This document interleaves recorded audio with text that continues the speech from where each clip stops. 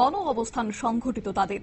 বিশেষ করে এফআরএস পদ্ধতি প্রত্যাহারের দাবি নিয়ে সরব হয়েছেন এবার বামেরা। Tripura anganwadi workers and helpers union শুক্রবার অভয়নগর সমাজ কল্যাণ ও সমাজ শিক্ষা অধিকর্তার অফিসের সামনে গণ অবস্থান সংঘটিত করে। তাদের দাবি, অবিলম্বে এফআরএস পদ্ধতি বাতিল করতে হবে। কোনো শিশু বা মাকে পুষ্টি প্রকল্পের খাবার থেকে বঞ্চিত করা চলবে না। খাদ্যের অধিকার আইনের উল্লঙ্ঘন মানছি না, মানব না এই স্লোগান তোলেন তারা। এবং অঙ্গনওয়াড়ি কর্মীদের উপযুক্ত সঙ্গে ভালো মোবাইল দিতে হবে। আইসিডিএস এর বাজেটে বরাদ্দ বাড়াতে হবে। প্রতি মাসে মোবাইলের খরচ দিতে হবে। বাজারের দরের সাথে সঙ্গতি রেখে ফিডিং বিল দিতে হবে। এই নিয়ে কি জানিয়েছেন বাম শ্রমিক নেত্রী জয়া বর্মন, শুনুন। তার স্ট্রোক করে মারা যায়, অঙ্গনওয়াড়ি সেন্টারের মধ্যেই মারা যায়। তুমুল লড়াই হয়েছে।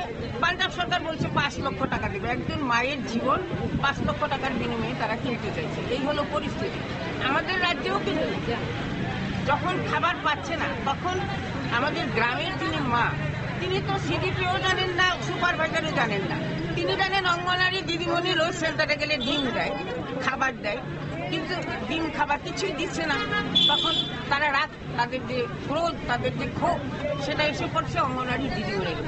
তাই আজকে প্রথম আমাদের মূল যে দাবি, সেটা হচ্ছে এফআরএস পদ্ধতি বাতিল করে। এই পদ্ধতি চালু করা চলবে না।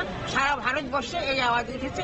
এবং এই যে এফআরএস পদ্ধতিতে দেওয়ার ফলে খাদ্য নিরাপত্তা আইন উল্লঙ্ঘন হচ্ছে। খাদ্য নিরাপত্তা আইন বলে যে সকলের জন্য খাবার দিতে হবে। তো এই জন্য আমরা এই বাতিল করার দাবিতে আজকে আমরা এখানে ধর্ণাতে বসেছি। আপনার পরিচয়টা? আপনার পরিচয়? আপনারা শুনলেন তাদের বক্তব্য। অবশ্য এদিন প্রতি মাসে বিল মিটিয়ে দিতে হবে বলেও তারা দাবি জানিয়েছেন।